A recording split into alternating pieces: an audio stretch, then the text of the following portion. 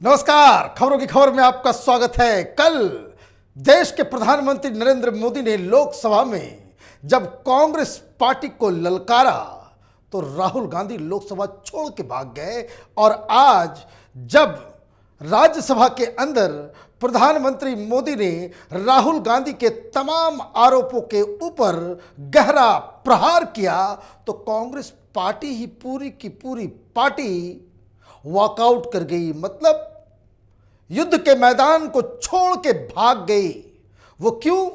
क्योंकि उन्होंने जो आज एक के बाद एक जो मोदी सरकार और प्रधानमंत्री मोदी के ऊपर जो आरोप लगते आए हैं उसका बहुत ही थियोक्रेटिक तर्क और सच्चाई के साथ जवाब दिया और सारे विपक्ष को निरुत्तर कर दिया। डेमोक्रेसी में डिबेट बहुत ही इंपॉर्टेंट होता है।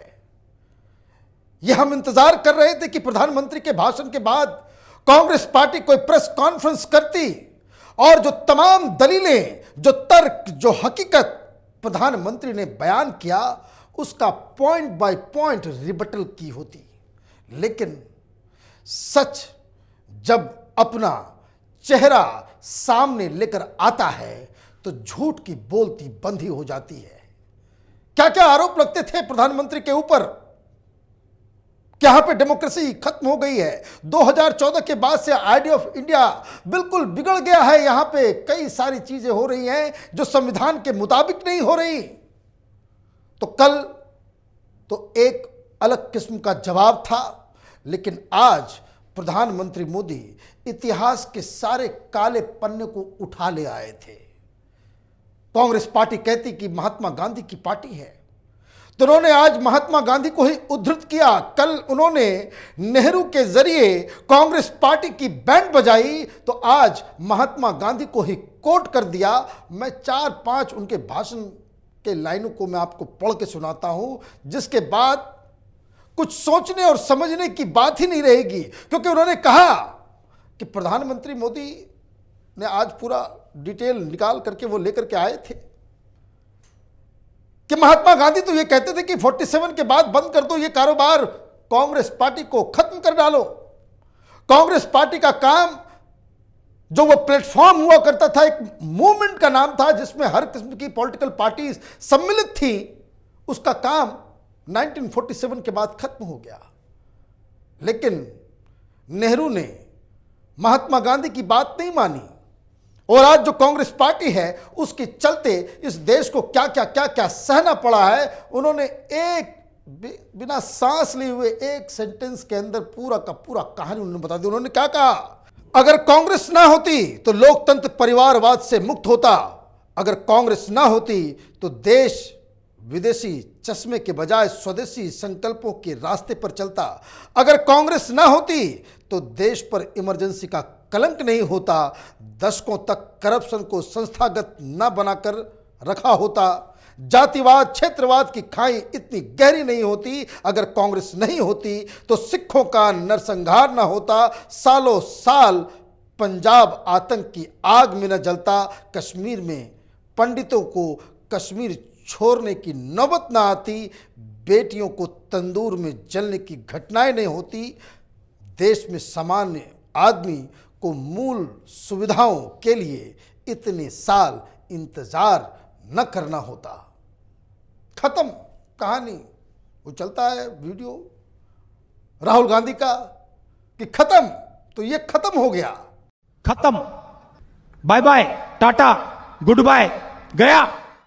रीजन इसलिए कि पहली बार प्रधानमंत्री मोदी ने कांग्रेस पार्टी को आईना दिखाने की कोशिश की कि बहुत ज्यादा अब लेक्चरबाजी हो गई, सरकार चलाने के तरीके के ऊपर, डेमोक्रेसी के ऊपर, संविधान के ऊपर, और अब ये पानी सिर के ऊपर से जा रहा है जब कांग्रेस पार्टी का ये शहजादा पता नहीं किस हिसाब से वो लोकसभा के प्लेटफॉर्म को इस्तेमाल करता है कि जिसमें वो जुडिशरी के ऊपर भी कीचड़ उछालने का काम करता है, इलेक्शन कमीशन ऑफ इंडिया के ऊपर भी कीचड़ उछालने का काम करता है, पॉलिटिकल अपोनेंट के ऊपर छटा किसी तो चलो फिर भी जायज़ है, लेकिन आप संस्थानों के ऊपर इस तरीके से करेगी तो आज जो जवाब दिया गया वो बहुत ही सही था। सबसे बड़ी बात जो ये जो परिवारवाद को लेकर है, जो उन्होंने इसको कह सकते हैं कि बिलो द बेल्ट हिट किया, राहुल गांधी इससे उबर नहीं सकते। उन्होंने कहा कि कोई पार्टी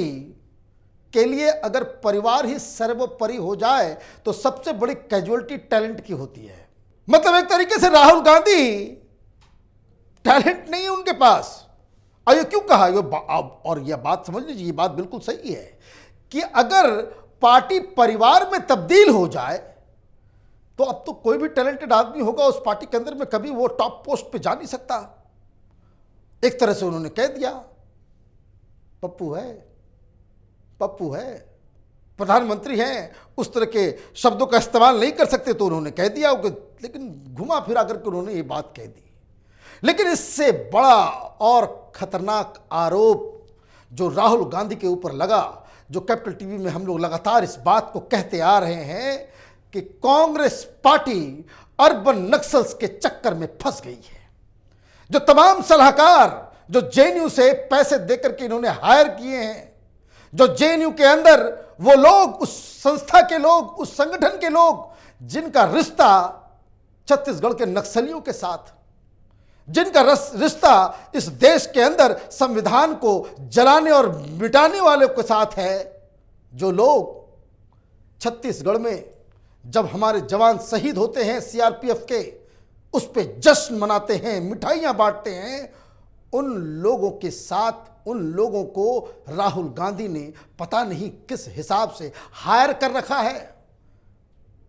आज कांग्रेस पार्टी में जो लोग फैसला लेने वाले लोग हैं वो ऐसे लोग हैं जिनका सीधा सीधा समर्थन भारत तेरे टुकड़े होंगे इंशाअल्लाह के साथ है। और इसलिए कन्हैया कुमार भी है और कई सारे नाम हैं जो पर्दे के पीछे रहते हैं, वो तो दिहाड़ी मजदूर हैं, इसलिए नाम लेना ठीक नहीं है। अदरवाइज जेएनयू से जो लोग राहुल गांधी के क्लोज सर्कल में हैं, उनसे पूरी कांग्रेस पार्टी, सारे नेता परेशान हैं कि राहुल गांधी प्रियंका वाड्रा को किस तरीके से इन लोगों ने उनका मति भ्रष्ट कर रखा है, कि जिन्होंने राजनीति छोड़ दी है और मोदी घृणा की वजह से कांग्रेस पार्टी का बंटाधार करने में जुटे हुए हैं। उन्होंने कहा कि आरोप लगाया जा रहा है कि भारतीय जनता पार्टी इतिहास को बदल रही है, अपने हिसाब से इतिहास को लिख रही है।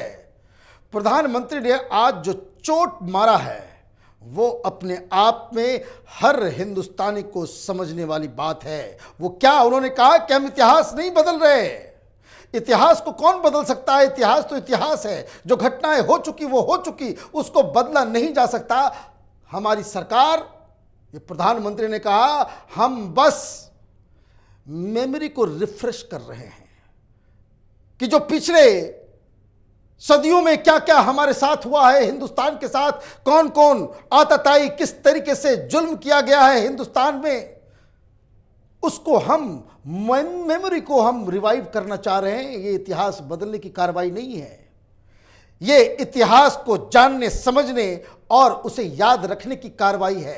अब जिसे बहस करना है वो बहस करे। हिंदुस्तान में इतिहास तब बदला गया जब औरंगजेब को हीरो बताया गया, जब अकबर को द ग्रेट बताया गया, जब मुगल शासन को यह बताया गया कि ये गंगा जमनी तहजीब को लाने वाले लोग थे, जब इतिहास में यह गलत जानकारी दी गई कि मुसलमान बाहर से आए, हिंदुस्तान में कभी किसी का कन्वर्जन नहीं हुआ, इन्होंने बताना उचित नहीं समझा इतिहास की किताबों में कि किस तरीके से जो इस्लामिक रूल हिंदुस्तान के अंदर रहा वो दुनिया का सबसे स्याह चैप्टर है, सबसे डार्क हिस्ट्री है।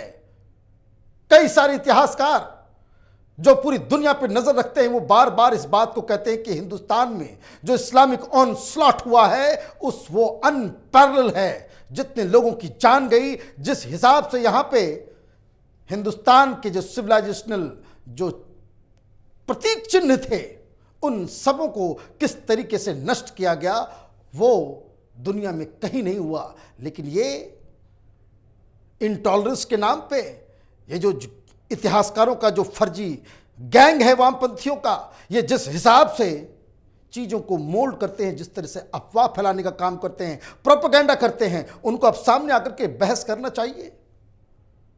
आप किसी डिबेट को, किसी बहस को, किसी के पूछे सवाल को सिर्फ इस चीज के लिए मना नहीं कर सकते कि हम इसका कोई जवाब नहीं देंगे, इस पे डिबेट नहीं होगा क्योंकि आप जो है फला फला पार्टी से हो। कोई इतिहास के सवाल को पूछ रहा है तो आप इसका जवाब यह नहीं हो सकता कि आप संघी हो इसलिए आपसे कोई डिबेट नहीं होगा। मतलब ये तर्क बुद्धि सब उस पर लकवा मारता चला जा रहा है और विपक्ष कहां जाए, किस कोने में छिपे, वो समझ में नहीं आ रहा है। एक और बात जो बहुत ही इंपॉर्टेंट इस पूरे भाषण के दौरान जो नजर आई कि बार बार इस बात को कहा जाता है कि भाई जो फ्रीडम ऑफ एक्सप्रेशन है वो मोदी सरकार के दौरान खत्म हो गया। उन्होंने कहा कि भाई, उन्होंने कहानी सुना दी लता मंगेशकर के भाई की कि किस तरीके से जब ऑल इंडिया रेडियो में हृदयनाथ मंगेशकर काम किया करते थे तो उन्होंने सावरकर की लिखी एक रचना का उन्होंने धुन दे दिया। सावरकर से उन्होंने जाकर के कहा कि मैं इसको बकायदा इसका गाना बनाना चाहता हूं। तो उन्होंने कहा कि अगर ऐसा करोगे तुमको जेल में डाल दिया जाएगा। उन्होंने कहा परवाह नहीं।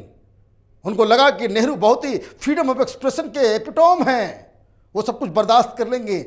जैसे ही ये गाना तैयार हुआ 8 दिन के अंदर उन्हें ऑल इंडिया रेडियो से निकाल दिया गया। लिस्ट तो बहुत बड़ी भाई, हिंदुस्तान के अंदर इंदिरा गांधी से ज्यादा किसी ने आवाज को कुचलने की कोशिश की और ये कांग्रेस पार्टी आज अचानक से आईडी ऑफ इंडिया, ये जो वामपंथियों का नया सुगुफा है, मैं बार बार इस पर डिस्कस करता हूं कि जो आईडी ऑफ इंडिया है ये 2014 के बाद बदल गया। भाई तुम्हारा आईडी ऑफ इंडिया तुम्हारा है, हर इंसान का अपना आईडी ऑफ इंडिया हो सकता है, इसमें क्या बुराई है। ये कोई ऐसी बात तो है नहीं कि भाई हर हिंदुस्तानी इन वामपंथियों की तरह ही सोचे और जो कोई अलग सोचे वो इंसान नहीं रहा, वो डेमोक्रेटिक नहीं रहा। ये किस तरह की डेमोक्रेसी और किस तरह के फ्रीडम ऑफ एक्सप्रेशन की लोग बात करते हैं, ये समझ से परे है। लेकिन प्रधानमंत्री ने आज इस पूरे विवाद के जड़ में उसको कह सकते हैं कि मट्ठा डाल दिया। उन्होंने कहा कि सबसे बड़ी दिक्कत यह है हिंदुस्तान में इन वामपंथियों, कांग्रेसियों, ये पूरा जो कांग्रेस का इकोसिस्टम है, इनको लगता है कि हिंदुस्तान राष्ट्र बना ही है 1947। उनसे पहले हिंदुस्तान राष्ट्र था ही नहीं। इस पे हम लोगों ने और भी चर्चा की है, कई सारे वीडियोस हम लोग बनाते रहते हैं इस डिबेट के ऊपर। लेकिन प्रधानमंत्री ने कहा कि हिंदुस्तान अगर राष्ट्र नहीं है तो कांग्रेस पार्टी को अपना नाम बदल लेना चाहिए। वो इंडियन नेशनल कांग्रेस के बजाय इंडियन फेडरल कांग्रेस कर देना चाहिए। क्यों नेशन नाम रखते हो? दिक्कत क्या है कि ये लोग इस तरह की बातें कर रहे हैं कि हिंदुस्तान की आइडेंटिटी 1947 में बनी, वो क्यों? इस शरारत को भी आप समझिए। ये जो वामपंथी हैं वो नहीं चाहते कि हिंदुस्तान का जो आने वाला जनरेशन है वो भारत के गौरवशाली इतिहास के बारे में उसे जरा सा भी इल्म हो। हमें तो यही बताया जाता है कि भाई हम लोग तो आपस में ही लड़ते झगड़ते रहते थे, हिंदुस्तान तो एक राष्ट्र ही नहीं था, हिंदुस्तान की पूरी दुनिया में कहीं कोई पहचान ही नहीं थी। एक सवाल मैं इस तरह के जेएनयू के प्रोफेसर वामपंथियों से मैं पूछा करता था कि ये जो कोलंबस जिसने अमेरिका को ढूंढा वो कहां के लिए निकला था? कहां के लिए निकला था? तो वो तो इंडिया को ढूंढते हुए निकला था, अमेरिका उसे मिल गया। वास्को डी गामा किधर आ रहा था? वो क्या ढूंढने निकला था? हिंदुस्तान को ढूंढने निकला था, या फिर वो अलग अलग नेशनलिटीज को ढूंढने निकला था। जो इतिहास की किताबें हैं, जो बड़े बड़े फिलोसफर्स जो लिख करके चले गए, वो हिंदुस्तान का नाम जब लेते थे तो वो कोई आइडेंटिटी थी या नहीं थी? हिंदुस्तान का इतिहास, हिंदुस्तान का सिविलाइजेशन, हिंदुस्तान की परंपरा, हिंदुस्तान का ट्रेडिशन, ये किसी इतिहासकार, किसी एनसीईआरटी किताब के रहमो करम पे नहीं है। अब तो हिंदुस्तान के अंदर जमीन के अंदर से सबूतों का खजाना निकल रहा है, जो ये बता रहा है कि हिंदुस्तान दुनिया का सबसे प्राचीनतम सिविलाइजेशन है और सबसे प्राचीन अर्बन सिविलाइजेशन है। तो ये जो छोटे छोटे जो लिलीपुटियन है, राहुल गांधी जैसे, और ये जो वामपंथी जो पैसे लेकर के इतिहास लिखने वाला काम करते हैं, इनकी क्या मिसाल, इसकी क्या मिसाल है। अब तक तो 70 साल में यही पढ़ाया गया था। रामायण काल्पनिक है, राम काल्पनिक है, महाभारत काल्पनिक है, कृष्ण काल्पनिक हैं। हिंदुस्तान की जनता ने मान लिया क्या? ये इनका दिमाग खराब हो गया है।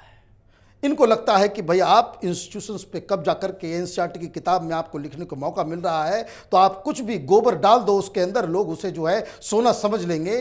तो ये हिंदुस्तान अब वो नहीं रहा। और प्रधानमंत्री ने आज जिस हिसाब से विपक्ष को खदेड़ा है, वही ये लोग डिजर्व करते हैं। आप देखते रहिए कैपिटल टीवी। हमारे वीडियोस को लाइक कीजिए, शेयर कीजिए और हमारे चैनल को सब्सक्राइब कीजिए। धन्यवाद।